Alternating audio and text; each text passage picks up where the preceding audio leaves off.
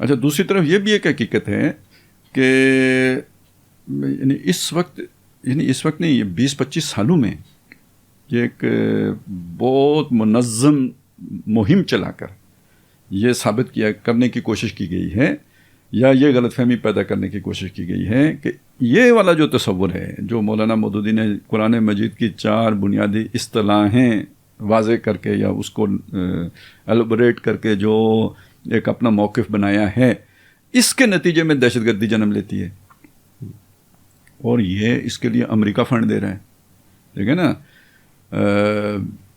یہ narrative blood کرنے کے لیے اسکالرس کو ہائر کیا جا رہا ہے میڈیا پہ. برطانیہ میں وہ جو ان کا ایک پرائم منسٹر تھا، کیا نام تھا جی، وہ جو 9/11 کے موقع پہ جو ٹونی بلیئر جو تھا، تو اس کے نام پر ایک باقاعدہ انسٹیٹیوٹ جو ہے نا وہ بنا ہے، ٹونی بلیئر انسٹیٹیوٹ ہے، تو ہم تو اسے ٹی بی انسٹیٹیوٹ کہتے ہیں، ٹھیک ہے نا، اسلامی فکر کے اعتبار سے وہ ٹی بی انسٹیٹیوٹ ہے.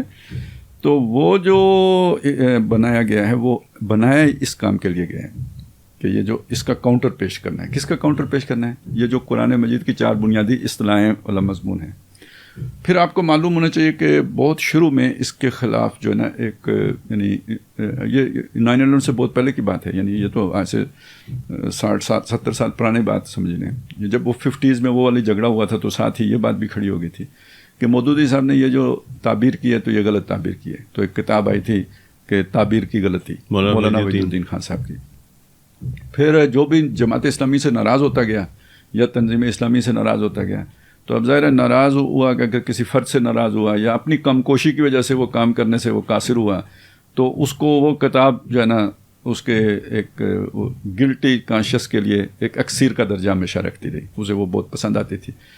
تو ہمارے ہاں پھر گامدی صاحب نے اسی بنیاد پر ایک اپنا پورا اسکول آف تھاٹ جو ہے نا وہ پیدا کیا.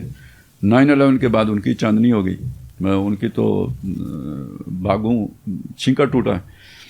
تو اس کے بعد پھر اس نیریٹو کے سب سے بڑے وکیل بن کے وہ کھڑے ہوئے، پیچھے پوری اسٹیٹ کھڑی ہو گئی اپنے ملک کے اعتبار سے. ویسے تو انٹرنیشنل فورسز کھڑی ہو گئی لیکن پوری اسٹیٹ کھڑی ہو گئی، اس کے سارے وسائل کھڑے ہو گئے. یہ جو کھمبیوں کی طرح اگے تھے آپ کے سارے یہ جو چینلز الیکٹرانک میڈیا، وہ پلیٹ فارم میسر آ گئے پبلک کو جا کے تو اپنا نیریٹو بیان کرنے. تو ان 20 سالوں میں تو یہ والا نیریٹو مر گیا نا. اب ایک آدمی نے جس نے ان 4 بنیادی اصطلاحوں کی وضاحت کی ہے، اپنی سوچ، اس کی ایک تھاٹ ہے نا جس کو اس نے پیش کیا ہے، تو اس پر عمل درآمد کا اس نے کوئی طریقہ کار بھی بتایا ہے. تو جب آپ نے اس کا موقع ہی نہیں چھوڑا لوگوں تک اس بات کو پہنچانے کا، تو پھر جو اس نام پر جو لوگ کھڑے ہوئے تو انہوں نے اپنا ایک میتھڈولوجی نکال لی اپنی سوچ کے مطابق. اب وہ 300 سال کے بعد جیسے اصحاب کہف ہوش میں آئے تھے تو وہ سودا خریدنے کے لیے گئے تو ان کے پاس سکہ کون سا تھا؟ یہ تو انہیں پتا تھا کہ سودا خریدنے کے لیے سکہ استعمال کیا جاتا ہے. تو اب وہ سکہ تو ان کے پاس 300 سال پرانا تھا دقیانوس کے دور کا تھا، وہ نہیں چلتا تھا.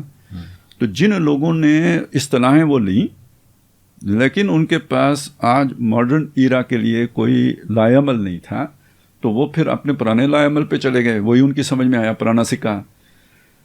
تو الزام گامدی صاحب کے لیے ممکن ہو گیا اپنا پرانا جو ہے نا جو انہوں نے لچ رکھا ہوا تھا اس کو فرائی کرنے کا. ہم تو یہی کہتے تھے. ہاں ہم تو یہی کہتے تھے. ریاست کو وہ آسان حل معلوم ہوا. یہ ہمیشہ جو ہے نا، ویسے بھی انسان آسانی کو پسند کرتا ہے لیکن ہمارے معاشرے میں یہ بات ہمیشہ سے ہے کہ ہم شارٹ کٹ کی تلاش میں رہتے ہیں. جو حقیقت ہوتی ہے نا خاص طور پہ سوشل سائنسز میں، وہ کانسیپٹ اپنی جگہ پہ بڑا مشکل کانسیپٹ ہوتا ہے، سمجھانا بھی مشکل ہوتا ہے. یہ بہت آسان ہوتا ہے، یہ کرو یہ نہ کرو، یہ ٹھیک ہے یہ غلط، یہ بہت آسان ہوتا ہے. بلیک اینڈ وائٹ میں رہنا، یہ جو گرے ایریا کو ڈیفائن کرنا یہ بہت مشکل ہوتا ہے. اور اعتدال ہمیشہ 2 ایکسٹریمز کے درمیان پایا جاتے ہیں. جتنے اگر وہ ایکسٹریمزم اس سے پیدا ہو رہا ہے نا تو اس کا کاؤنٹر جس طرح کیا جا رہا ہے یہ دوسرے ایکسٹریمزم ہے. اعتدال کہیں اور ہے. تو وہ اگر آپ مولانا مودودی کو پورا پڑھیں تو اعتدال بھی نکل آئے گا. انہوں نے تو دہشت گردی کی تعلیم نہیں دی، ٹھیک ہے، وہ تو ان کی تعلیمات کو دیکھیں تو ان سے زیادہ ماڈریٹ آپ کو کوئی ملے گا نہیں آج کے دور میں. تو جنہوں نے ان سے نکالی نا، پھر وہ کیا ہوا، اس کے رد عمل میں لوگوں نے اس پوری بنیادی کو اکھاڑ دیا. یہ ہمارے ہاں ہمیشہ ہوتا رہا ہے.